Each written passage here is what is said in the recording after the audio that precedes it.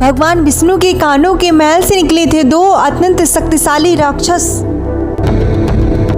लेकिन इनका सृष्टि के निर्माण से क्या है संबंध और इनका क्या है रहस्य?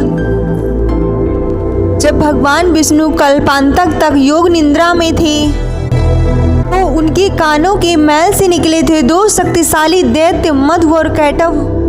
वह दोनों अत्यंत शक्तिशाली थे और वह जैसे ही प्रकट हुए वह तुरंत ही भगवान ब्रह्मा को मारने के लिए दौड़े।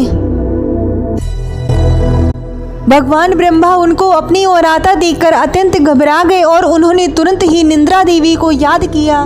तब महामाया निद्रा देवी प्रकट हो गई। तो भगवान ब्रह्मा ने निद्रा देवी से भगवान विष्णु को निद्रा से जगाने के लिए कहा और निद्रा देवी से उन्होंने यह भी कहा कि भगवान विष्णु को यह भी याद करा दो कि मधु और कैटव का वह वध कर दें।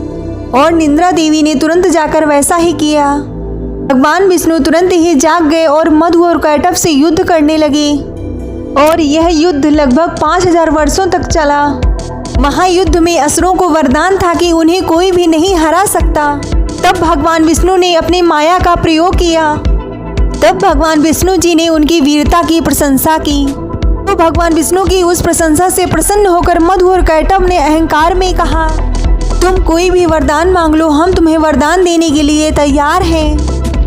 तब भगवान विष्णु ने कहा, यदि तुम मुझसे प्रसन्न हो तो मुझे यह वरदान दो कि तुम मेरे हाथों से मारे जाओ। मधु और कैटव ने चारों ओर देखा, चारों ओर जल ही जल था। उन्होंने कहा, हमारी एक शर्त है। उन्होंने यह सोचा कि हम मारे नहीं जाएंगे।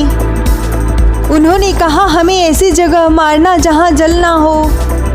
तो यह सुनकर तुरंत ही भगवान विष्णु ने अपना विशाल रूप धारण किया और भगवान विष्णु ने दोनों असुरों का सर अपनी जांघों पर रखा और दोनों का सर धड़ से अलग कर दिया। शास्त्र अनुसार मधु और कैटव दोनों के मेदे से ही पृथ्वी का निर्माण हुआ और मधु और कैटव के मेदे से पृथ्वी का निर्माण हुआ, इसलिए पृथ्वी को मेदिनी कहा गया।